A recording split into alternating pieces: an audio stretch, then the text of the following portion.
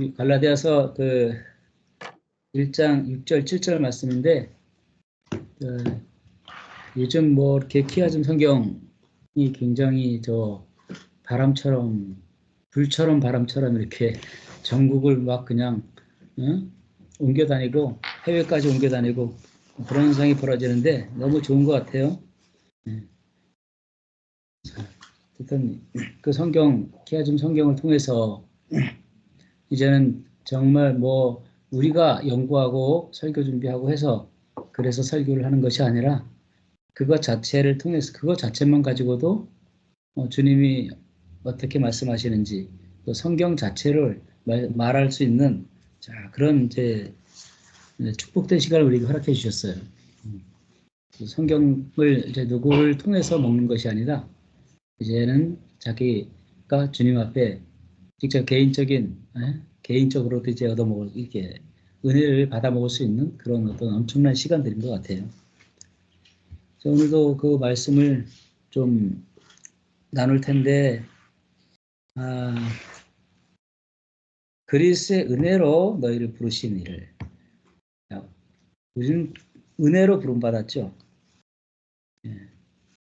어떤 우리가 무엇을 해서, 우리가 주님 앞에, 이 정도면 하나님이 우리를 받으실 만하고 부르실 만하다. 그런 행동을 해서 부른 것이 아니라 은혜로 부름받았다는 거죠. 그 대표적인 사람이 사도 바울 있잖아요.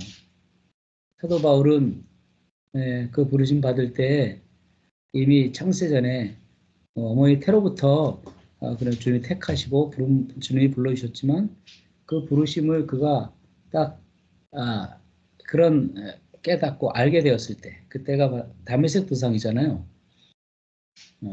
그때는 사도 바울에게는 하나님께 받을 만한 것이 아무것도 없었어요.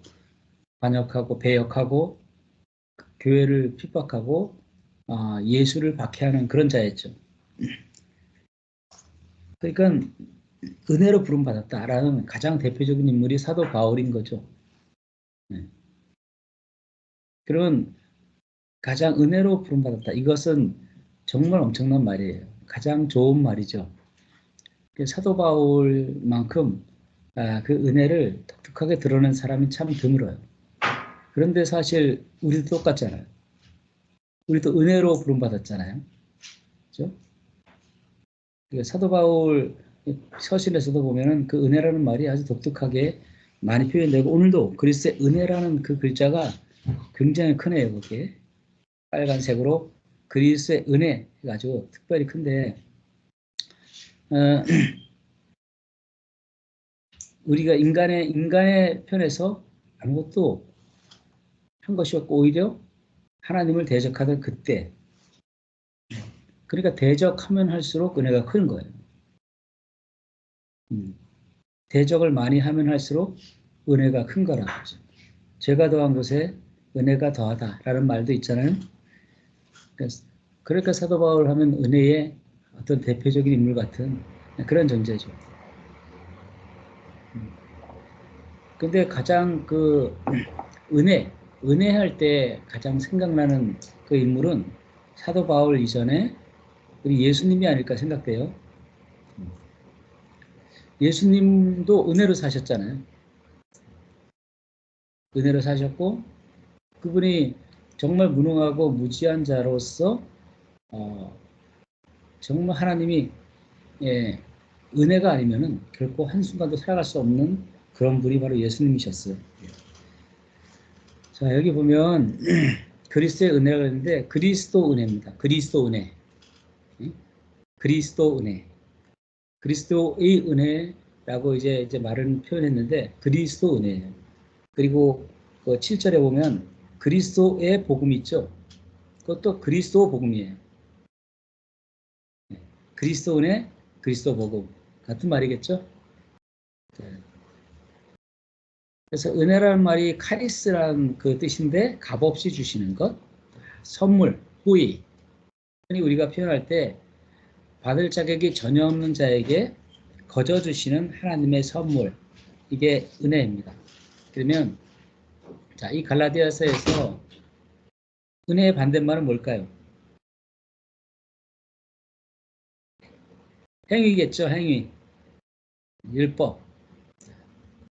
은혜로 행위, 행위로 부름받은 것이 아니라 우리가 은혜로 부름받았다라는 것은 너무 큰 이게 복음의 소식인 거죠. 만약에 이 말이 없었다면 우리는 너무 큰일 나는 거예요. 우리 운명은. 우리의 행위로 주님이 부르시기 시작했다. 그럼 우리는 다 저주고 다 심판이죠. 은혜라는 말이 정말 지금 이 순간도 우리에게 복음이에요. 저에게나 여러분에게나 은혜는 엄청난 복음이고 말로 표현할 수 없는 이 복된 소식이, 기쁜 소식이 우리를 안식하게 하는 거죠.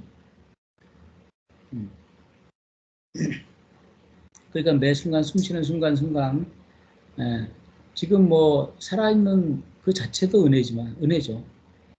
생각해보면 끔찍한 상황이 많잖아요. 제가 이제 가끔 수아를 라이딩 해주러 학교로 이게 픽업해주러 가다가 보면 경찰한테 걸린 사람들을 좀 가끔 보거든요. 속도 위반으로 대부분 잡혀요. 여기는 하여튼 그렇게 걸리면 너무 복잡하고 여기는 아주 골치 아파요. 한국처럼 단순하지가 않아. 벌금도 세고. 그러면 정말 남의 일 같지가 않고 야 얼마나 저 사람 속이 상할까 이런 마음이 드는데 야 어떻게 나도 거기서 속도 위반을 여러 번 했거든요. 어쩔 수 없이 해야 될 때도 있고 나는 안 걸리는데 그 사람 걸려가지고 그렇게 생고생하고 있어요. 큰 벌금도 내고. 그리고 내가 숨을 쉬고 있다는 것도 저도 이제 저도 60이 다가오는데 저희 어머니만 봐도 잘 걷지를 못하시고 뭐 앞에 구름막 끌고 간신히 걸어가시는 거예요. 그리고 근데 그거 어머니 그렇게 하는 것도 은혜예요. 어떤 사람은 그 나이 이전에 죽은 사람이 대부분이고 그 나이 때는 다 치매에 걸리거나 누워가지고 움직이지 못하고 가족들이 다 수발을 들어야 되는 거예요. 누워있는 자로서 얼마나 미안하겠어 또. 그러니까 그렇게 일어나 숨을 쉬는 것 자체가 정말 기적이구나. 한국 큰일 날 뻔했잖아요. 네? 계엄령이 떨어져가지고 그거 지금 일이 마무리됐으니까 그렇지 만약에 그게 어떤 다른 쪽으로 갔다. 그러면 수많은 사람이 또 죽을 수도 있었고 뭐 여러 가지 가능성이 있었잖아요. 야 그냥 이렇게 된 게 저도 미국에서 그 소식을 듣고 이렇게 유튜브로 몇 개 소식을 접해봤지만 정말 간이 서늘해지더라고요. 야 정말 하나님이 아직까지는 주님이 살짝 이렇게 뭐라 그럴까 네, 약간 바람을 불게 하셨구나. 모든 것이 은혜인 거죠. 근데 문제는 뭐냐면 우리에게 주어진 은혜가 은혜인 줄 모르고 살아가는 거예요. 너 받은 복을 세워보아라. 네가 받은 복을 세워보아라. 그 복이 뭔지 모르는 거예요. 복이 뭔지. 그냥 이 육신의 삶을 통해서도 남들과 비교해 볼 때 그냥 숨 쉬는 것 자체가 은혜죠. 그리고 근데 우리가 이렇게 다 같이 사도 바울처럼 하늘을 반역하고 육신 가운데 정욕을 쫓아 행하던 사람들인데 우리가 어떻게 이런 은혜를 입어서 말씀을 알아듣게 했을까? 하나님이 교회 다닌 것만도 대단한데 그리고 선교 활동한 것만도 대단하고 뭐 그런 과정 중에 우리 오리도 있었겠지만 다 하나님의 인도잖아요. 가장 선한 것을 주시기 위한. 근데 지금 결국은 이 자리에서 어떻게 은혜의 복음을 듣게 하시고 야 율법 가운데 살아갔던 우리를 자유케 하시고 저주 가운데 해방시켜 놓으셨나. 생각해 보세요. 지금 한국이 그 누구죠? 율법에 대해서 쓴 어느 책 지금 잊어버렸는데 그분이 말하잖아요. 기독교의 한 95%에서 98%가 율법이라고 지금 생각해 보라고요. 율법 가운데 빠져 있을 때가 얼마나 비참한지. 그런데 문제는 그들이 다 지금 은혜 가운데 살아가고 내가 은혜를 말하고 있고 은혜의 생명을 누리고 있다고 착각하는 거예요. 우리가 그랬듯이. 얼마나 비참해. 그 밖에 있으면은 차라리 덜해. 그 사람들은 까놓고 뭐 이렇게 잘못하고 살고 싶은 대로 살고 뭐 우리 같이 이렇게 막 그런 죄를 지어도 양심의 가책도 별로 더 느끼지 않을 수 있잖아요. 근데 우리는 교회라는 울타리 안에 들어와가지고 이렇게 저렇게 율법으로 묶여가지고 살면서 그저 마지못해 살면서 그게 은혜라고 착각하는 얼마나 비참합니까? 그 세상에 원망할 것은 그러고 보니까 아무것도 없는 거예요. 얘가 제 머리털이 이렇게 많이 빠졌지만 왜 주님 납니까? 우리 식구 중에 다른 사람은 다 머리털이 많은데 왜 나만 이렇게 머리가 훌러덩 벗겨져 가지고 이게 쉽지 않아요. 지금 요새 겨울에 모자 안 쓰고 나갔다 큰일 나요. 저는 여름엔 뜨거워 죽고 겨울엔 추워서 얼어가지고 죽을 거예요. 머리가. 근데 그렇게 불평할 걸 생각하니까 한것도 없어. 근데 감사하려고 하면 지금 이 머리털 없이도 이렇게 살아가는 것만도 감사고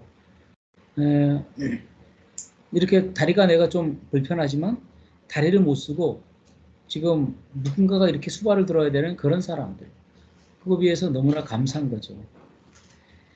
근데 그런 어떤 류의 어떤 상대적인 비교를 통해서도 이제 내가 은혜를 받았구나라는 것을 넘어서 그리스도의 은혜가 이게 온 민족에게, 온 열방에게 지금 미치고 있다는 거예요.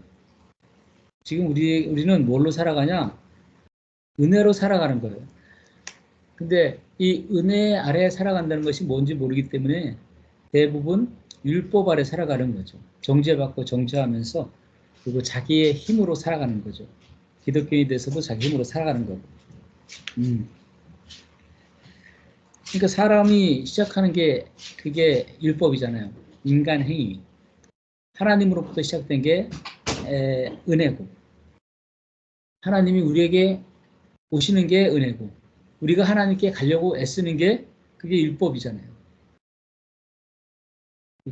정말 그 은혜의 세계를 떠나서 이 세상 모든 종교가 그리고 모든 인생들이 율법 아래 살아가는 비참한 그런 삶을 살아가고 있다는 것입니다. 그러니까 거기에 그리스의 은혜로 할 때 은혜 다음에 로가 있죠. 로. 그건 N입니다. N. 안에. 그리스도 은혜 안에. 그리스도의 은혜와 함께. 그렇죠? 안에라는 거예요. 함께 연합됐다는 의미죠. 그 은혜에. 근데 그런 은혜로 너희를 부르신 이가 누구죠? 주님이시죠. 그 부르신 이를 이같이 속히 떠나. 이같이라는 말은 이런 방식으로 속히 떠났다 이 말이에요. 이런 방식으로 속히 떠나는 방식이 있어요. 인간이 은혜를 떠날 때 그냥 떠나는 것이 아니라 떠나는 방식이 있다고. 떠나는 방식이 어떠냐? 그 4장 갈라디아서 4장 9절 이하에 오면 4장 9절이 어떻게 되냐면 이제는 너희가 하나님을 알 뿐더러 하나님의 아신 바 되었거늘 어찌하여 다시 약하고 천한 초등학문으로 돌아가. 자, 어떤 방식으로 하냐? 하나님의 아신 바 되었는데 약하고 천한 초등학문이 뭐죠? 율법으로 돌아가. 그게 바로 은혜를 떠나는 방식이에요. 율법이 개입되는 거예요. 그리고 다시 저에게 종노릇 하려느냐. 이게 바로 이런 방식으로 속히 떠나는 율법으로 돌아가는 거죠. 5장 4절도 있어요. 5장 4절. 5장 4절에 보면은 율법 안에서 의롭다함을 얻으려 하는 너희는 그리스도에게서 끊어지고 이제 똑같죠? 율법 안에서 의롭다함을 얻으려고 하는 이런 방식으로 떠난단 말이에요. 자, 그럼 그 결과가 뭐냐? 너무 무서운 말이에요. 그리스도에게서 끊어지고 은혜에서 떨어진 자로다. 이 같은 저주가 어디 있겠어요? 은혜에서 떨어졌다. 하나님이 고의로 막 은혜에서 나 잘라내고 너는 저주받은 인간이야 이렇게 하는 그런 측면이라기보다도 율법으로 돌아가는 순간 그 저주가 저절로 우리에게 임한다는 거죠.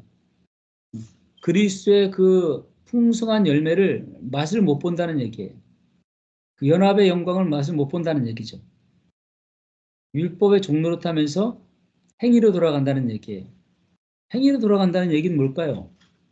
인간이 율법과 행위로 돌아간다는 얘기는 분명해요. 그 결과는 뭐예요? 죽이고 멸망시키는 거죠. 행위로 돌아가는 것은 반드시 죽이고 멸망시켜져요. 멸망시키는 일을 하는 거죠. 즉 정죄하고 참소하는 거예요. 이게 바로 그리스도에서 끊어진 내가 참소를 하고 있다. 그거는 내가 막 누구를 욕할 때 기분 좋고 그러잖아요. 때로는 이전에. 근데 그게 바로 저주라는 거예요. 누군가를 욕하고 저주하고 비난하고 옳다 그르다를 따질 때 그게 바로 저주라는 거예요. 그게 고통이라는 거예요. 은혜는 그렇지 않죠. 자, 또 3장 1절 이하에 보면 또 이 같은 방식이 또 나와요. 3장 1절 이하에 보면 갈라디아 사람들아 어리석도다. 예수 그리스도께서 십자가에 못 박히신 것이 너희 눈앞에 밝게 보이거늘 누가 너희를 꾀더냐? 자, 꾀더냐? 그 다음에 내가 너에게 다만 이것을 알려하노니 너희가 성령을 받은 것은 율법의 행위로냐? 듣고 믿음으로냐? 자, 율법의 행위. 이들이 율법의 행위로 돌아갔다는 거예요. 성령으로 시작했다가 육체로 마치겠느냐? 육체로 마친다는 얘기가 바로 율법으로 들어갔다는 얘기예요. 행위로 들어갔다는 얘기예요. 그 행위로 돌아가는 순간 바로 죽이고 멸망시키는 사탄의 종이 되어서 나도 죽고 남도 죽게 되는 거죠. 네. 반드시 거기는 옳고 그름이 개입되어지고 선과 악이 개입되어지기 때문에 그렇습니다. 그러니까 이게 사도 바울이 괜히 이렇게 강경하게 쓴 것이 아니죠. 이같이 이런 방식으로 속히 떠나서 다른 복음 쫓는 것을 내가 이상히 여기노라. 다른 복음. 다른 복음, 여기에서 다른 복음이라고 말하는 것은 뭐 이렇게 다 알고 있다고 생각되어지고 사람에게 난 게 다른 복음이죠. 1절에 사람들에게서 난 것, 사람으로 말미암은 것, 이게 다른 거예요. 다른 복음이에요. 그리고 사람으로부터 시작된 것, 인간 행위. 그러나 하나님으로부터 시작된 것은 참 복음이죠. 다른 복음으로 돌아가는 것을 내가 이상히 여긴다. 부르신 이를 부르다. 부르다라는 그 얘기, 그 의미 속에는요, 칼레온데 이름 짓다 이런 뜻이 있어요. 자, 너희를 이름 짓는 그분을 떠나. 이름 지었다는 것은 내 아들이라는 거잖아요. 자, 부르다. 거기 초대하다도 있어요. 선택되다 이런 뜻도 있어요.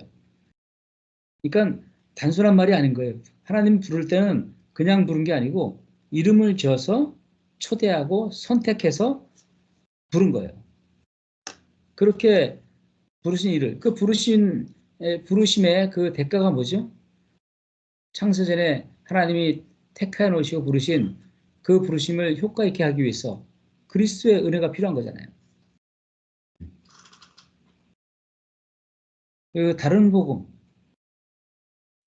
여기서 여러 가지가 될 수가 있겠죠. 이전에는 우리가 다른 복음은 소원 성취 문제 해결로 여기에 포커스가 맞춰져 있었던 거잖아요. 문제 해결 소원 성취는 뭐 때문에 그렇게 하는 거죠? 육체와 마음에 원하는 것을 하는 거죠. 좀 이제 두리뭉실했었는데 다른 복음 쫓는 것은 율법으로 돌아가는 걸 말하는 거예요. 율법의 행위로 돌아가는 것. 내가 이상히 여긴다. 이상히 여겨.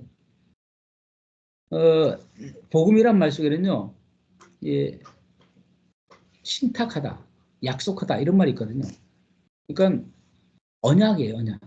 그 언약이 성취된 거예요. 복음의 언약이 성취된 거죠. 그렇게 하나님의 은혜를 받고 그들이 안 좋아했냐? 너무 좋아했어요. 은혜의 복음 받을 때 우리가 자유를 누리잖아요.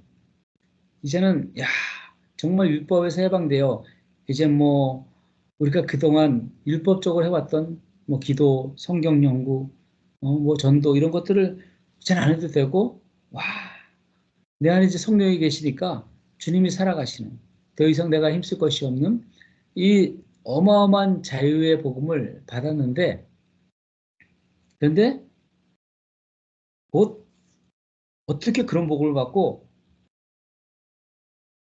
다른 복음 쫓냔 말이에요. 그러니까 그걸 이상하게 여긴단 말이에요. 그럴 수가 없는데 그런단 말이에요. 왜 그러냐? 다른 복음을 쫓는 것. 그게 바로 거기 보면 색깔이 까만색이에요. 바탕. 사탄의 개입이라는 거죠. 사탄을 쫓는 것. 이렇게 말해도 되죠. 다른 복음을 쫓는다는 것은 단순하게 아이고 내가 일법 좀 이렇게 좀 복음을 떠났구나, 은혜를 떠났구나라는 그런 측면을 넘어서 아주 되게 굉장히 반역적인 거죠. 사탄을 쫓는 것을 말하는 거예요. 자, 근데 다른 복음은 없나니. 아주 단도직입적으로 말하고 있습니다. 다른 복음은 없나니. 다른 복음. 사람에게서 난 것이 없다. 사람으로 말미암은 것이 없다.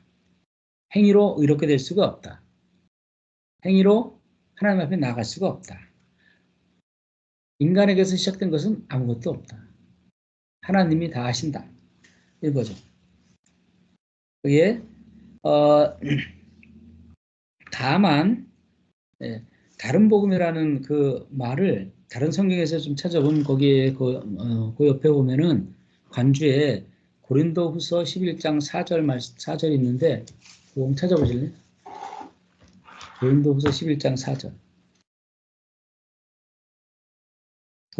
거기를 좀 펴보면은 다른 복음이 뭔지 좀 더 구체적으로 알 수가 있어요.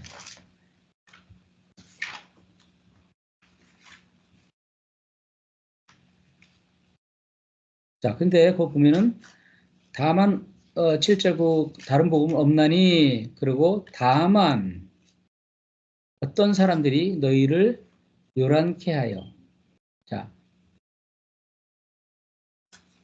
사람들이 그 색깔이 반역적인 색깔인데, 그러니까 하나님을 반역하는 그 속성을 가진 그런 상황 가운데 있는 사람들이 너희를 요란케 한다. 요란케 한다는 것은 뒤흔든다, 선동하다, 뭐 이런 것도 있어요. 선동하는 거예요. 불안하게 하는 거예요.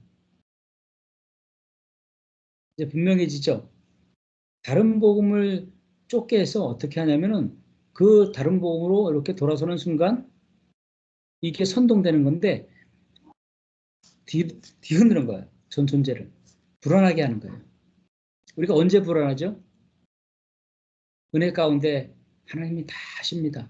내 속에 주님이 내 안에서 당신의 열매를 맺고 계실 것이며 내 밖에서도 내 지체들에게 그 일을 하고 계실 것이며 이런 하나님에 대한 절대 신뢰와 믿음이 있다면은 요란함이 없잖아요. 이렇게 불안함이 없잖아요. 근데 불안한 거예요. 불안은 어디서 오는 거죠? 내가 하려고 할 때. 마음의 평안이 없어지는 건 왜 그러죠? 내 힘을 쓰려고 할 때. 언제 그렇게 복잡하죠? 내 머리를 쓰려고 할 때. 이것이 바로 시편 1편의 악인의 꾀예요. 죄인의 길에 서는 거예요. 오만한 자의 자리에 앉는 거예요. 그러니까 율법으로 돌아간다라는 말은 내가 머리를 쓴다는 거예요. 잔머리를 쓴다는 거지. 그리고 죄인의 방법을 쓰는 거예요. 그리고 오만한 자리에 앉는 거예요. 즉 율법으로 왜 들어가냐? 오만한 자리에 있기 때문에.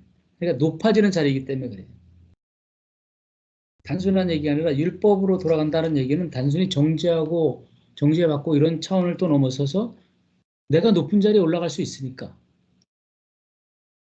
내가 더 열심히 남보다 더 열심히 하고 열심히 능력 쌓고 열심히 지혜 쌓고 열심히 경건을 해서 그래도 그것 가지고 자랑 삼을 수 있으니까. 이게 바로 율법으로 돌아가는 이유죠. 너희를 요란케 한다. 불안하게 한다. 그래서 그리스의 복음을 변하려 합니다. 이런저런 이유와 논리를 대면서 그렇게 정말 아무것도 안 하고 살아도 되겠어? 요새 광주의 겨자씨교회는 아무것도 안 하고 있다면서요. 물론 일은 좀 하지만 그것도 주님이 하시는 거지. 아무것도 안 하고 노력도 안 하고 편판히 놀고 있다는 소문이 전국에 파다하게 퍼져 있는데 그것을 보면서 그 사탄의 사주를 받은 다른 복음 아주 그 보라색을 가진 사람들이 나타나 가지고 니들 이래서 되겠냐? 아무리 그래도 그렇지, 응? 이 정도는 좀 치워줘야 되고 이 정도는 좀 노력해야 되는 거 아니야? 응? 정말 그래서 되겠어? 그렇게 해서 교회 돌아가겠어? 그렇게 해가지고 주님이 세계복음을 이루어내겠어? 여러 가지 마음을 흔든단 말이죠. 복음으로. 선악과를 먹으란 얘기예요. 선악과 먹어. 너의 지식을 좀 발휘해봐. 바보같이 이렇게 아무 말도 못하고 어? 한 번 너도 이제 머리가 없어 힘이 없어 또 억울함 당할 때는 너도 한마디 해봐 그냥 한마디 그냥 비수를 꽂아봐 큰 칼 작은 칼 대창 뭐 이런 것 주면서 한번 꽂아봐 이렇게 우리를 요란하게 한다면 그럼 말이 돼요 또 왜냐하면 왜 율법주의 행위로 돌아가는 게 말이 되냐 인본주의이기 때문에 그래요 율법주의는 행위로 돌아가는 것은 다 인본주의예요 네. 그렇기 때문에 기막히게 말이 돼 철학적이기 때문에 그런데 은혜는 말이 안 돼. 이 인간 이성으로. 이성으로 아무리 생각해도 말이 안 돼. 어떻게 죄를 더 줬는데 은혜가 더 크며 어떻게 죽었는데 부활이 되며 응? 우리가 살아가는 거죠. 어떻게 우리 속에서 성령이 살아가는 거야. 말이 안 돼, 말이. 예. 그러니까 은혜로 됐다는 거예요. 계시로만 알 수 있다는 거예요. 그래서 너희를 음, 교회를 교사시 교회를 광주 교회를 우주적인 몸된 교회를 요란케 하여 지금도 많죠. 요란케 하는 사람들 여기저기 있을 거예요. 요란케 하여 그 목적이 뭐냐? 하나님을 배역하는 거예요. 그리스도의 복음을 변화래 합니다. 그리스도의 복음, 그리스도 복음 이 복음을 변화래 함이라라고 하는 거죠. 어, 어디서 아까 뭐라 그랬죠? 고린도서 5장 5장 고린도서 몇 장이요? 잊어버렸다. 11장 4절 11장 4절이요. 11장 고린도후서 11장 4절인가 여기 어디 있는데? 11장 4절 11장 4절 만일 누가 가서 우리의 전파하지 아니한 다른 예수를 전파하거나 너희의 받지 아니한 다른 영을 받게 하거나 너희의 받지 아니한 다른 복음을 받게 할 때는 너희가 잘 용납하는구나. 이상해요. 잘 받아들여요. 왜? 말이 되니까 인본주의니까 다른 예수, 다른 영, 다른 복음 이게 여기에 별로 이렇게 나는 아닐 것이라 우리 이 땅의 교회는 아닐 것이라고 생각하는 게 착각인 거죠. 다른 예수, 다른 영, 다른 복음이 교회를 완전히 지배해서 지금 이 은혜의 복음을 못 누리게 하고 오히려 은혜 아래서 걸어가는 자들을 이상하다고 손가락질하면서 결국은 이런저런 방식으로 공격하기도 하죠. 그렇게 하는 이유는 뭐냐면 한 가지예요. 사람에 대한 반역이 아니에요. 하나님에 대한 반역을 말하는 거예요. 변하려 함이라고 까만색이거든요. 그리스도의 복음을 변하려 함이라. 변하려. 이것은 스테레포인데 돌리다, 바꾸다, 바꿔버리다. 완전히 바꿔버리다. 이 참복음 있죠. 그 참복음을 뒤집어 엎어가지고 바꿔버리는 걸 말하는 거예요. 그렇게 하려고 그러면 어떤 현상이 벌어지냐? 하나님을 모욕하는 거죠. 그리스도 복음을 변하려 합니다. 그러니까 지금도 이 일은 끊임없이 자행되고 있거든요. 결국 율법이냐 은혜냐 이 둘 싸움이에요. 이 땅의 교회 가운데 대부분은 저희들이 증인이잖아요. 우리가 증인이잖아요. 우리가 잘 달려온다고 달려왔는데 알고 보니까 세상에 내가 율법 아래 있었다는 것을 어떻게 그 사실을 알고 얼마나 충격을 받았어요. 저도 이제 굉장히 뭐 세게 말을 하고 극단적인 헌신의 그런 모양들을 이렇게 많이 이렇게 뭐랄까 이야기하고 했어요. 근데 그게 옳게 간다고 생각했었는데 결국은 뭐냐? 속은 거죠. 속은 거예요. 은혜의 복음을 받았어도 또 봐잖아요. 은혜로 너희를 부르신 이를 이같이 속히 떠났다. 이 갈라디아 교회가 은혜로 부름받았어요. 그리고 은혜의 복음을 받았어요. 그리고 이제는 율법에서 떠나 이제 오직 은혜로 그 안에 생명으로 살아가는 성령으로 살아가는 공동체가 형성됐다고요. 그런데 여기 보면 그 아주 강조하는 말인데 속히 떠나. 빨리 떠난단 말이에요. 속히 떠나다. 속히. 급히. 즉시. 심지어 받자마자 즉시. 그러니까 사탄이 그 안에 복음이 온전히 뿌려지고 싹을 내고 열매를 맺기 전에 즉시 확 뺏어가는 그런 격과 같은 거죠. 이 은혜의 복음이 풍성하게 누려지고 자라지 못하게 하기 위해서 급히 뺏어가는 거예요. 이게 지금 가장 사악한 이 사탄의 그런 어떤 공격이죠. 특별히 뭐 다른 데는 그냥 놔둬요. 웬만하면 놔둔다고요. 왜? 가만 놔둬도 자기가 율법 아래 있고 뭐 선을 위해서 살아간다고 하고 뭐 그렇게 잘 살아간다고 하니까 율법 아래 있으면서도 모르니까 그냥 두지만은 참복음 안에 있는 사람들은 집중 공격 대상이 분명히 된단 말이에요. 생명의 복음을 항상 복음이 아닌 그쪽에 있는 진영이 복음에 있는 사람들을 박해하잖아요. 그래서 죽는 사람이 진짜고 죽이는 사람이 가짜다 이런 말 있잖아요. 죽는 사람은 진짜야. 죽이는 사람은 가짜야. 왜? 진짜 복음을 가진 사람 있잖아요. 은혜의 복음을 가진 사람은 죽일 수가 없어요. 누구를. 죽이지 않아요. 어떻게 그러게 하겠어요. 은혜 아래서 그를 내가 어떻게 하나님에게 부르심 받았는지 알고 은혜를 받았는데 그 행위라는 행위가 뭐냐? 행위는 다른 것이 아니라 내가 받은 걸 내어놓는 게 행위예요. 아, 내가 은혜를 받았으니까 이제 야, 나 착한 일하고 뭐 더 열심히 선교하고 기도하고 이렇게 해야겠다. 이런 행위를 말하는 게 아니라 내가 은혜를 받았으면 은혜를 상대에게 이렇게 내어놓는 것. 이게 행위라는. 거저받았으면 있잖아요. 거저받았으면 내가 죄인일 때 하나님 나를 거저받아 주셨잖아요. 그게 거저받은 건데 진짜 행위는 뭐냐? 이 거저받은 것을 남에게도 다른 사람도 거저받는 거. 다른 사람이 내게 원수짓을 하거나 나를 모욕하거나 나를 괴롭히거나 어떻게 했든지 상관없이 그냥 받는 것, 이게 바로 행위예요. 우리가 생각하는 행위와는 좀 멀죠. 네. 그 행위는 누구의 행위냐? 우리에게 나올 행위가 아니라는 거예요. 행위도. 그 행위는 주님의 행위라는 거예요. 주님의 행위. 하나님은 우리의 행위를 보기를 원하시는 것이 아니라 하나님의 행위를 내어놓기를 원하시는 거예요.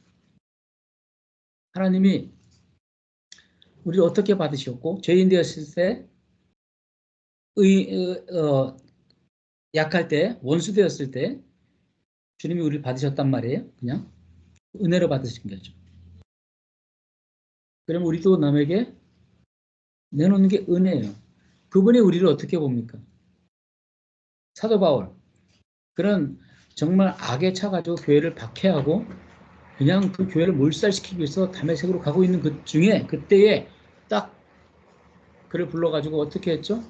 너는 내가 이방을 살리기 위해서 내가 택한 나의 종이다. 그렇죠? 우리가 사람 보기에는 행위로 볼 때는 정죄할 게 많아요. 왜 행위로 보지 말라 그러냐? 행위로 보는 순간 반드시 정죄가 일어나. 나보다 나보다 못하면은 너 그밖에 못해? 나보다 잘하면은 이러면서 시기 질투하고 이게 바로 행위 아래에 있는 사람들의 저주죠. 근데 그 교회가 온전하게 생명된 교회는 바로 그거예요. 이제 내가 누굴 죽이는 것이 아니라 그건 가짜니까 이기는 사람도 가짜예요. 그죠? 어떻게 보면 이길 수가 없잖아요. 약한데 어린 양이 이길 수가 없잖아. 누구를. 근데 정말 진다, 그런 죽는다 이런 개념 아래에서 그것을 통해서 그리스도의 생명을 온전히 드러내는 존재가 바로 우리라는 거죠. 사탄은 그리스도의 복음을 변하려 하기 위해서, 뒤집어 엎기 위해서 끊임없이 우리에게 율법을 요청하는 거예요. 이것은 단순하게 여기 자연인들은 두말할 것도 없이 율법 아래 있어요. 그들은 율법이 없으면 세상 돌아가지 않아요. 그래 정욕이 불타오르는데 그 율법을 없앤다. 그러면 그들은 무법지대가 되어버려요. 그런데 교회만은 진정한 그리스도의 몸된 교회만은 은혜가 통치하는 거잖아요. 그 은혜가 뭐야? 우리 안에 성령을 우리에게 보내주신 것까지. 그래서 우리가 사는 것이 아니라 그분이 사는 거죠. 그분이 사는 거고 이제 그분이 친히 스스로 열매를 맺으시는 거예요. 그래서 무슨 우리 심령에 무슨 씨가 뿌려지냐 이건 되게 중요한 것 같아요. 영산교회 그 지체들도 하루 이틀 들은 것이 아니라 몇 년씩 듣기만 했는데 지금 그 들은 그 은혜의 말씀, 복음의 말씀이 씨가 나서 지금은 그 진리의 말씀을 알아듣고 있잖아요. 계속하여 율법의 말씀을 들으면 그 안에 율법의 열매를 맺게 돼 있단 말이에요. 은혜의 말씀이 우리 안에 들어와서 끊임없이 우리는 본성상 진노의 자식짓이 되어서 자기 정욕을 추구할 수밖에 없는 존재인데 주님이 그래서 불가항력적인 은혜라고 그러잖아요. 우리가 막 거부하든 어떻게 하든 상관없이 불가항력적으로 주님 막 뚫고 들어와가지고 은혜를 베푸시는. 그래서 그 은혜가 뭔지 알아듣는 순간 이제 끝나는 거죠.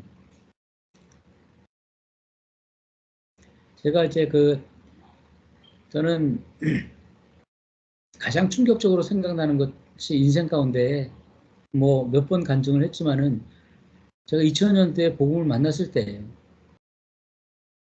그때 너무 세상에 처음 그렇게 계시같이 만났거든요. 계시로 이렇게 딱 복음이 알아졌을 때 너무 충격적이었어. 야, 이런 세계가 있구나 하면서 전혀 다른 세계를 보았죠. 근데 그것이면 난 충분하다고 분명히 여겼거든요. 너무나 굉장했어. 내 인생을 전부 완전 송두리째 바꿔버린 그 사건이었거든요. 그냥 알아진 거예요. 누가 알려준 것도 아니야. 네, 사도 바울처럼 내가 사람에게서 말미암은 게 아니야. 하나님에게서 직접 받은 거야. 이렇게 말해도 분명할 만큼 이렇게 받았거든요. 근데 그게 6년 만에 번아웃이 되는 거예요. 그 복음이면 난 평생을 주를 위해 살 수 있고 이 복음을 전하면 살 수 있다고 확신했는데 6년 되니까 와 무슨 뭐가 문제냐면 실제가 안 되는 거예요. 실제가. 이 복음은 좋고 막 말씀도 생각나고 그러는데 실제가 안 돼. 아내하고의 관계 안에서 실제가 안 되고 또 여러 사람과의 관계 안에서 그런 게 안 되는 거예요. 자꾸 이런 어떤 이 범죄가 일어나고 싸우고 혈기내고 이런 것들이 나타나서 야 싸우다 안 돼가지고 나중에 실제가 좀 되게 해달라고 그렇게 기도했거든요. 야, 실제가 되게 해달라고 기도하면 될까요? 안 될까요?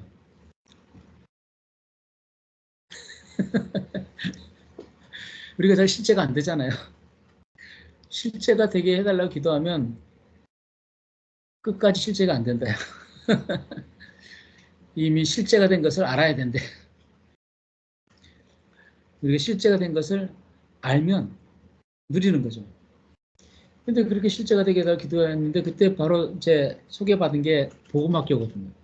복음학교 딱 갔는데 야 진짜 세상에 이렇게 복음을 세세하고 정확하고 낱낱이 이렇게 풀어낼 수 있는 사람이 세상에 어디 있을까? 그러면서 제가 거기서 안 게 자아의 실체를 거기서 처음 알았어요. 아, 내가 이 잘한 이놈 때문에 내가 이렇게 그동안 고통스러웠구나.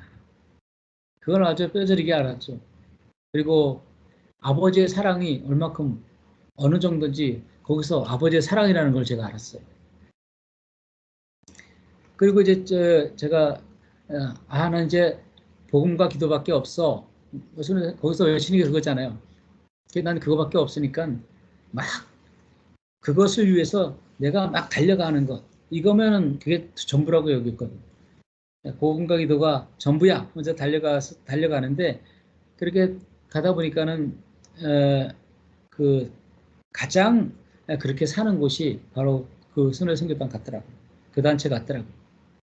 그리고 좀 과격하고 팍팍 그냥 자기 몸을 던지고 아낌없이 던지고 절대 믿음을 살아가는 게 너무 좋아 보였어요. 그래서 어쨌든 거기에 이런저런 사인과 더불어 내가 가고 싶은 마음이 너무 간절해가지고 거기에 갔죠. 사도 바울이 간 거하고는 좀 틀리네, 그죠? 사도 바울은 막 대적하다 갔는데 난 너무 좋아서 갔어. 거기 갔는데 이제 한 텀은 정말 재밌었어요. 이제 MTS 훈련 학교 할 때 그냥 과자만 내고 우리를 보호해 주니까 너무 좋았는데 두 번째 텀부터서는 이제 실제 사역의 현장에 뛰어들어야 돼. 내가 인턴십으로서 손혜성 교사 인턴십으로서 어떤 팀에 배속돼야 된단 말이에요.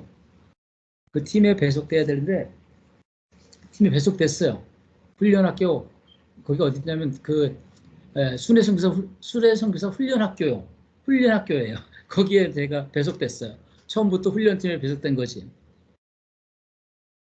거기 갔는데 너무 좋았지 뭐. 나를 처음부터 훈련학교 그 조교같이 이렇게 불러주시는구나. 기뻐서 갔는데 이제 문제는 곧 터졌어요. 뭔 문제냐면은 나는 오직 이 복음을 은혜로 받았거든. 은혜의 복음인데 근데 거기에 율법이 껴 있는 것 같은 거예요. 훈련학교에. 너무 막 사람을 막 이렇게 감시하고 독수리처럼 이렇게 보고 보고하고 좀 잘못하면 너 왜 그랬냐 이러고 이게 굉장히 날카로운 거예요. 존재를 막 의심하고 그러니까 제가 보기엔 어설픈 제가 보기엔 저는 복음밖에 없으니까 은혜로 내가 여기 왔는데 아니 이 학교를 보니까 이거 율법 학교 같은 거야. 난 나는 이건 난 용납 못한다. 어떻게 은혜의 복음을 받고 은혜의 세계에 들어왔는데 어떻게 율법으로 이렇게 학교를 운행하냐 이 사람들. 그런데 제가 거기 갔을 때 이제 한 가지 거기에서 이제 마음에 딱 품고 간 게 뭐냐면 거기서도 항상 요청하는 거지만 순종이었어요. 뭘 해도 순종이다. 자, 전 이제 순종을 하기로 갔는데 근데 거기서 갔는데 순종이 안 되는 거야. 누구한테 순종이 안 되냐? 그 팀장한테. 그리고 그 팀 리더십들한테 이게 순종이 안 되는 거예요. 내가 그렇죠. 제가 뭐 틀렸나요? 난 은혜의 복음을 전하러 왔고 이 복음 때문에 이 단체에 들어왔는데 이 단체의 대표라고 하는 순회성교사 훈련학교가 내가 보기에 율법으로 돌아가고 있어.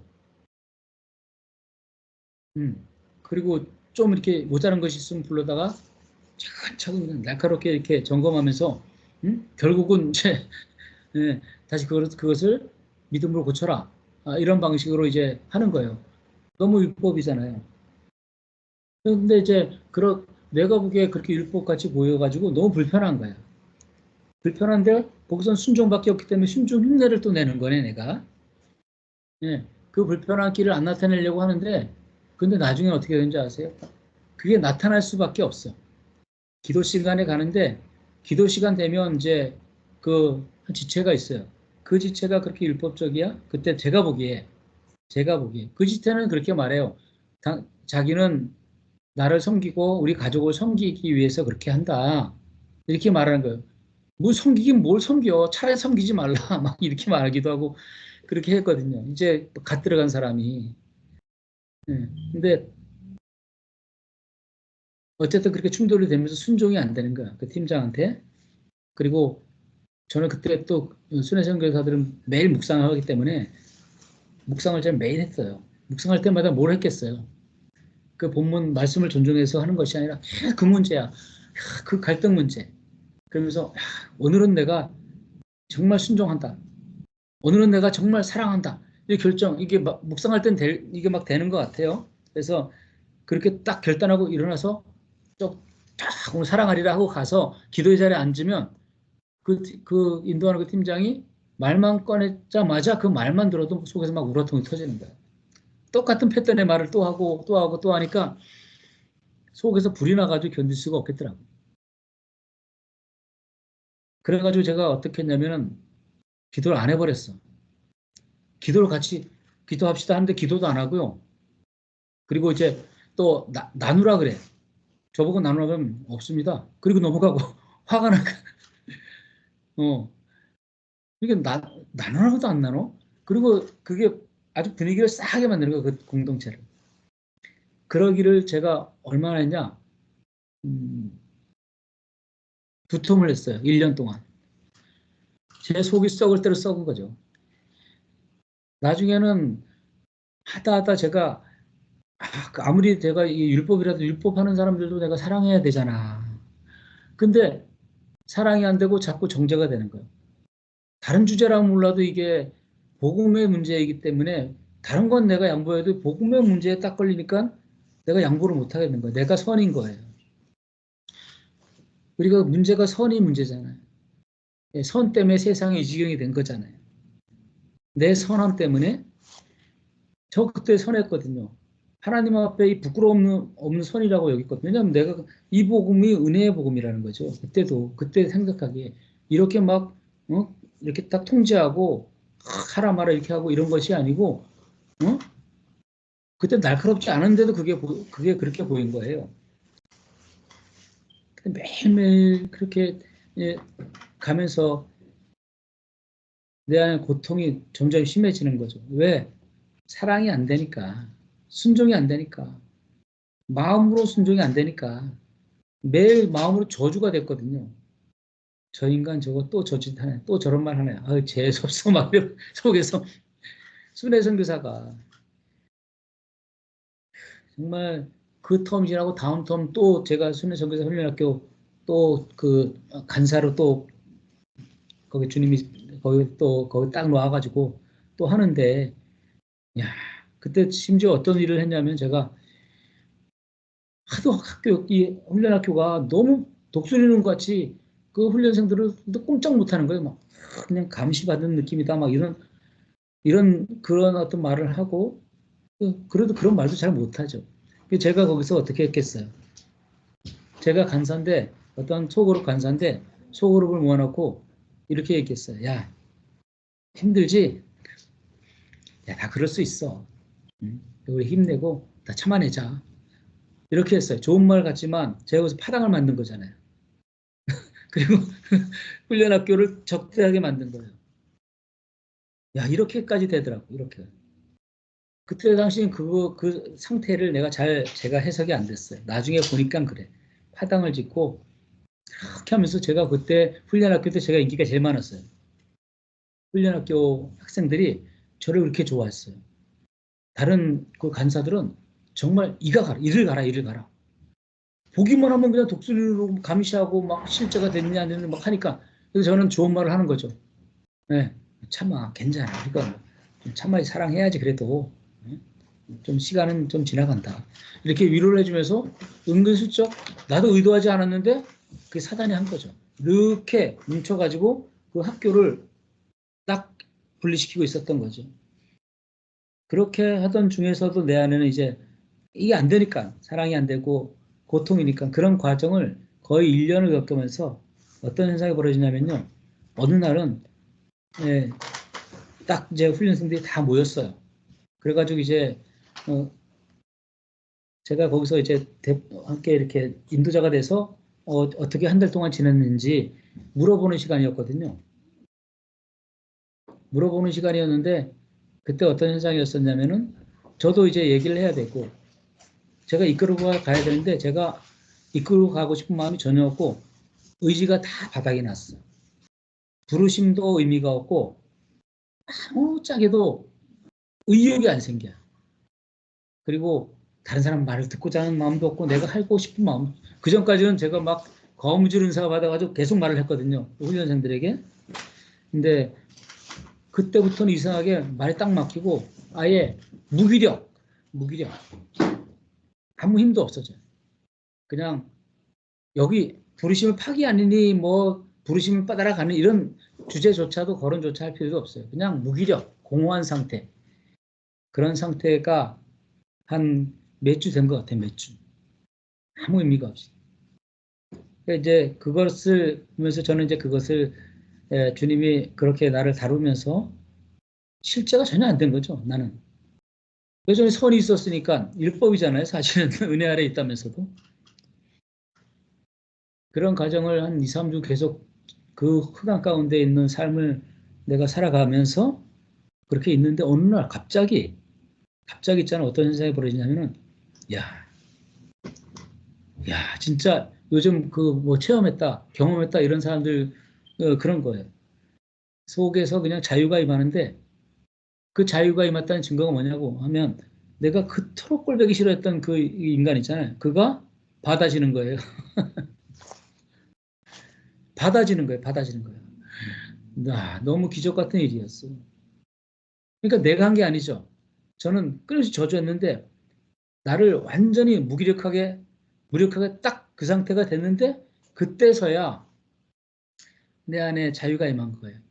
그게 죽음과 부활의 어떤 그런 얘기라고 지금 말할 수 있겠죠. 그러면서 그 팀장이 품어지고 거기 모든 선교사들이 다 품어지는 거예요. 받아지는 거예요. 어떤 짓을 해도. 그러면서 그 당시 인구가 70억이었었는데 70억이 내 안에 쏙 들어와 버리는 거예요. 그러면서 알았어요. 성령이 이렇게 임하는 거구나. 하나님의 품이 이렇게 넓구나. 그때 처음 알았어요. 그러니까 뭐 얼마나 넓고 자유한지 어디를 보내도 괜찮아요. 어디를 보내도 괜찮고 누구와 함께 보내도 괜찮고. 그래서 그때 제가 진짜 복음이 진짜한 증거가 뭐냐? 나에게 있어서 그것은 공격하지 않고 방어하지 않는 거다. 이거예요. 내가 끊임없이 그 팀장을 공격했거든. 끝없이 방어했거든. 근데 딱 그분이 내 안에 오시고 나니까는 공격력도 방어력도 없어요. 무조건 다. 오직 남은 건 사랑이야. 그러니까 할례나 무할례가 아무것도 아니로되 사랑으로 역사는 믿음뿐이니라. 이 말이 그냥 그때 이렇게 경험되어진 거죠, 사실은. 그 복음을 받고 제가 부산 집을 갔어요. 엄청나죠? 근데 이제 그 전에 어떤 현상이 벌어졌냐면은 이제 그 MTS생들 데리고 이제 아울칠 가야 돼요. 한 달 정도. 제가 팀장을 맡았어요. 팀장을 가서 팀장 맡아가지고 그 팀원들 데리고 제가 이렇게 모아놓고 내가 당신들 팀장이 됐다. 이제 여기서 이제 뭐 마음에 있는 건 허심탄회하게 내어놓고 뭐 이렇게 우리 함께 갈 한 몸인데 솔직히 얘기하고 풀 건 풀고 가자 이렇게 얘기했더니 딱 첫 번째 타자가 나오는데 자기는 내가 김도순 선교사님이 우리 팀장 된 게 난 너무 행복하다는 거야. 다른 팀장 됐으면 나는 여기 나갔을 거래. 그렇게 시작해서 두 번째 진짜 나는 정말 이 학교가 이렇게 나를 숨이 꽉꽉 막히게 하는 학교, 이런 학교인데 나는 정말 지옥 같은 삶을 살았다. 그리고 정말 자기도 다른 사람이 여기 팀장 됐으면 자기는 어떻게 될지 모르겠다. 이런 식의 발언을 세 명이 한 거예요. 그럼 제가 좋아했을 것 같죠. 근데 이 사람들이 착각한 건 내가 어제 그 사람이 아니라는 걸 몰랐던 거야. 그 제가 그 말을 드리면서 그냥 하나님을 좀 경외하십시다. 이렇게 하고 말았거든요. 그렇게 복음을 받고 정말 이게 성령이 내 안에 임한다는 게 이런 거구나. 그때 다 지금처럼 자세히 알지도 못했죠. 여러 가지 거친 과정을 통해서 이렇게 하나님이 나를 그것을 인도하신 거죠. 지금 말하면 망한다는 거죠. 완전히 망하는 거죠. 네. 어떤 상황이 망하는 걸 넘어서 존재 안에서 완전히 그 예전에 우리의 표현으로 쓰면 사형 선고가 이루어진 거예요. 그러니까 이 모든 상황을 허락하실 때, 그건 주님의 선하신 손길이 인도하시는 거죠, 사실은. 그렇게 그 복음을 알고 이제는 모두를 받아들일 수 있는 이런 사람이 되어서 제 부산 집에 갔는데 그때부터 사역이 잘 됐어요, 사실은. 사역도 잘 되고 사람들도 잘 세워지고 이런 현상이 벌어졌죠. 그런데 아까 제가 말씀드린 것처럼 그 심령에 무엇이 뿌려지냐, 이게 그렇게 중요한 거예요. 내가 율법을 먹고 있으면 단순히 율법을 먹고 괜찮아 이게 아니에요. 그 율법의 저주 가운데 들어가는 거예요. 무서운 일이 벌어지는 거예요. 이 복음의 그 무한한 영광을 못 누리게 되는 거예요. 저도 그런 실제적인 그 성령이 내 안에 내주신다는 이 경험을 했지만은 지금처럼 이렇게 자세히 알지도 못했는데 너무나 분명한 건데, 근데 제게 들려진 복음은 그때 이후로 많은 율법에 뿌려진 거죠, 사실은. 그때는 몰랐어요. 몰랐고, 우리 안에 이루어지는 그 훈련학교 차원 이런 것들이 모두 우리가 훈련시키는 거잖아요. 물론 주님이 하신다고 하는 건데 섞여 있는 거예요. 그런 것들을 저도 접하고 또 듣다 보니까는 제 안에 이 온전한 복음을 누리지 못하는 게 또 나타나는 거죠. 그래서 굉장했어요. 저도 뭐 아시는 분은 아시겠지만은 정말 과격하잖아요. 제가 생각하기로는 그냥 좀 뭐 인터컵이나 여기도 과격하다 그러는데 거기는 그 외적으로 과격한 거고 정말 과격하다 싶으면 그 단체만큼 과격한 데가 없는 것 같아요. 저도 이제 최근 좀 묵상해 보면서 거기 그것을 다시 한번 생각해 보면서 이 생각이 들더라고요. 아, 내가 그 단체에서 그리고 그 이후에 나와서 어떤 삶을 살았나 보니까 굉장한 삶을 살았더라고요. 기적이 말로 표현할 수 없을 만큼 많았어요. 외적인 공급은 엄청 많이 받았고요. 재정적으로 정말 심지어 통장에 땡전 한 번 없을 때가 있어요. 그리고 후원이 0명이야. 그 정도 상태까지 갔었어요. 그런데 그때 하나님이 외적으로 채워주시고 사역도 밀어주시는 이런 것들이 굉장히 많이 체험됐거든요. 정말 그런 것들을 간증하려면 한도 끝도 없어요. 우리 예전에 그런 건 간증하지 않았죠. 근데 그게 뭐냐고 보니까는 하나님이 외부에서 우리를 막 이끌고 가시는, 재성 채워주시잖아요. 사역도 하게 하시잖아요. 이런 어떤 집도 주시잖아요. 환경도 바꾸어 가시잖아요. 이런 것에 대한 간증이 너무 넘쳐났던 거예요. 너무. 지금 살아가는 어떤 누구보다도 구약적인 그 간증이 있죠. 기적이 일어나고 막 홍해가 갈라지고, 막 대적이 그냥 한꺼번에 그냥 전멸당하고 이런 모든 상황들. 그러나 그것이 대단했지만, 하나님이 밖에서 역사하신 거예요. 저의 그 12년간 그 단체에서 삶과 그 이후에 나와서의 한 6, 7년 삶은, 6년? 그 삶은요, 그런 기적의 삶이었어요. 어디 갖다 놔도. 그러니까 그런 기적을 사람들한테 얘기하잖아요? 사람들이 기가 죽어. 은혜를 받는다기보다 기가 죽어. 그리고 부담을 느껴. 우리도 저렇게 살아야 되는데 어떻게 사나. 그 사람들에게 부담을 주는 삶이었더라고요.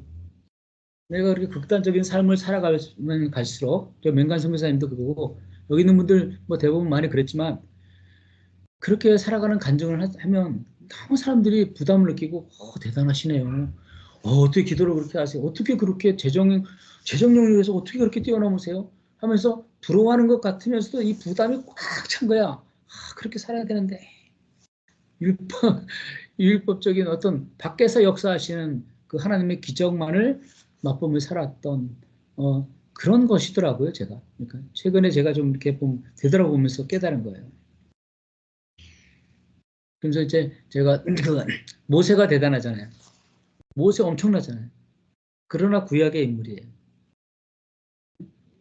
그 사람이 아무리 대단하다고 다윗 대단하잖아요. 우리는 다윗처럼 살게 해주십시오. 응? 다윗같이 이렇게 용맹한 자가 되어 주십시오. 뭐 다윗처럼 겸손한 자가 되게 해주십시오. 하는데 다윗 다 그래봐야 구약의 사람이에요. 그 안에서 성령께서 그 안에서 외적으로 역사하셔서 그때 성령의 기름 부음이 외적으로 일어나가지고 그 안에 충만한, 그러나 그 충만함이 곧 떠날 수밖에 없는 그런 존재. 그러나 이 신약이 어떤 시대냐면 어마어마한 시대인 거예요. 내가 너희와 영원히 함께하리라. 주님이 정말 우리 곁에서 영원히 함께하는 게 아니고 우리 안에서 오신 거예요. 제가 이게 정말 헷갈렸던 부분이에요.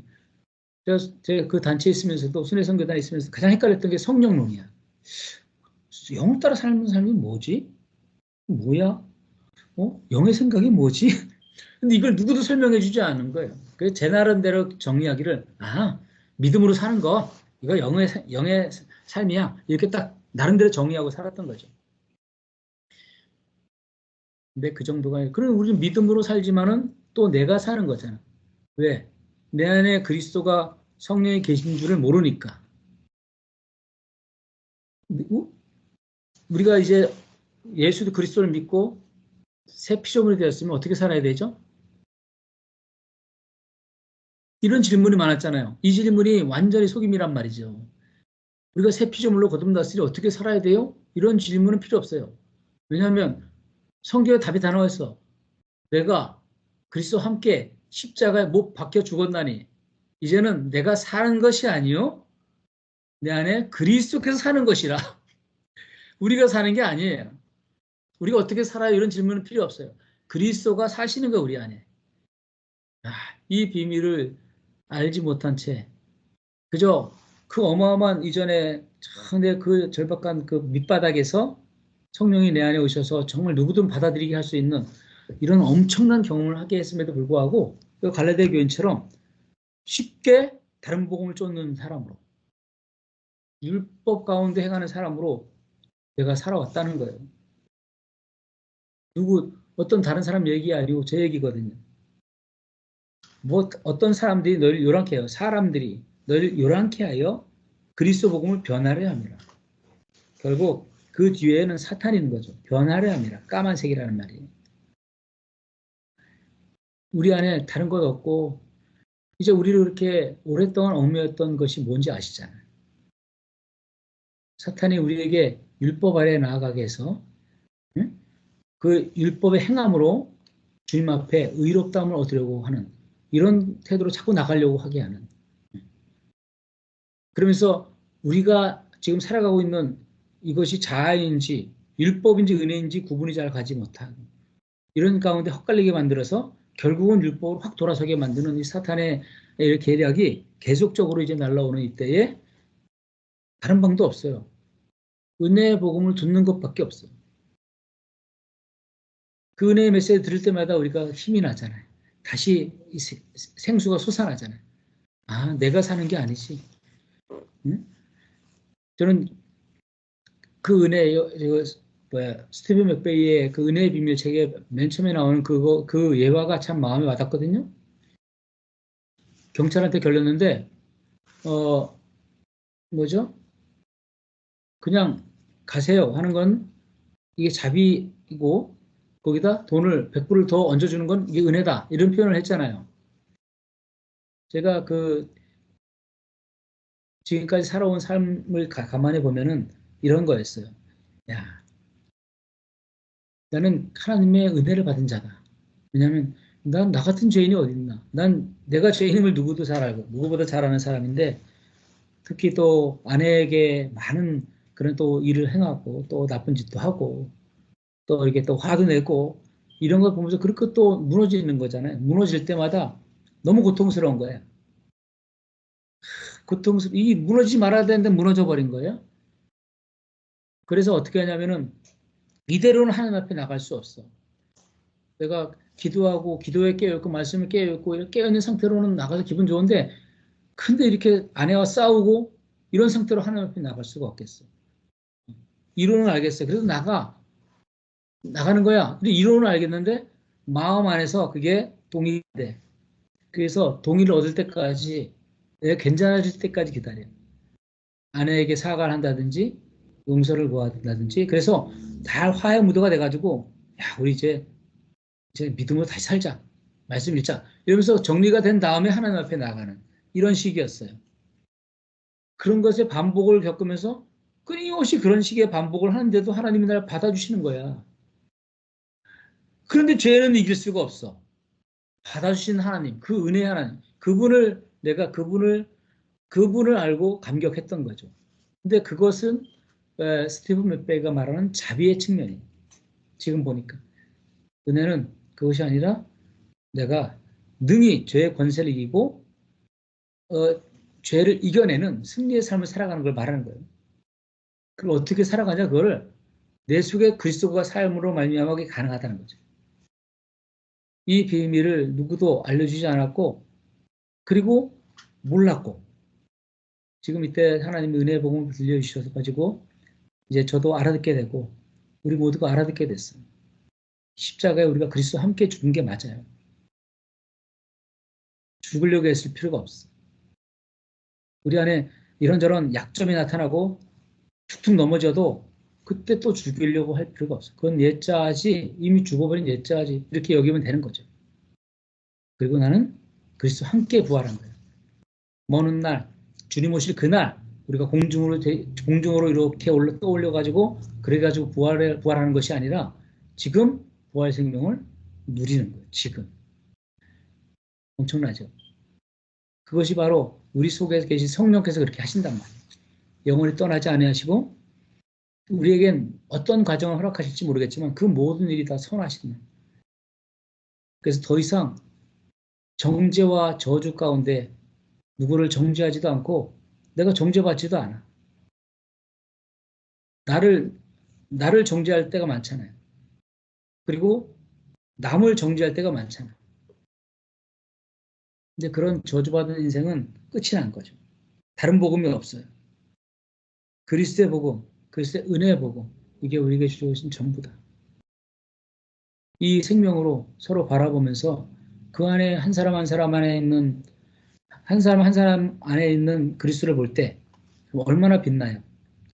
얼마나 빛나냐고. 오두막에서 그 오로라 있죠? 오로라 그 광활한 빛이 있잖아요. 그 오로라가. 근데 그게 뭐냐고 물으니까 저게 각 사람의 빛이 돼. 그게 생각났어요. 우리 안에 그리스도의 생명이 있고 그리스도가 살아계신단 말이에요. 그러니까 빛이야. 어마어마하게 빛나는 빛이야. 우리가 모인 곳이 교회인데 그 교회 안에 그 오로라 같이 빛이 그냥 아름답고도 광활하게 지금 빛나고 있다는 거죠. 우리는 은혜 안에 살고 있습니다. 우리에겐 지금 하나님으로 말미암아 안식밖에 가질 것이 없다라는 것 말씀드리고 싶습니다. 기도하겠습니다. 살아계신 아버지 감사합니다. 갈라디아 교회에 다른 복음이 들어와서 자유를 누리던 그 백성들을 율법의 저주 가운데로 다시 몰아넣으려고 하는 사탄의 계획가 있었던 것처럼 지금 이 시대도 그렇습니다. 그러나 결국은 온전한 은혜의 복음이 다시 선포되어져서 거기 있는 성도들이 자유를 다시 맛보고 그 속에 내가 아니라 그리스도가 살아가시는 그 생명의 자유를 통하여서 하나님의 인격과 영광을 온전히 드러낸 자들로 세우신 것과 같이 우리에게도 그 생명을 불어넣어 주시고 주님이 사시기에 이제는 더 이상 무엇 때문에 사람 때문에 환경 때문에 이렇고 저렇고가 아니라 오직 그리스도로 내 안에 계신 그리스도로 만족하는 생명의 삶으로 더 풍성하게 하옵소서. 예수님의 이름으로 기도드립니다. 아멘.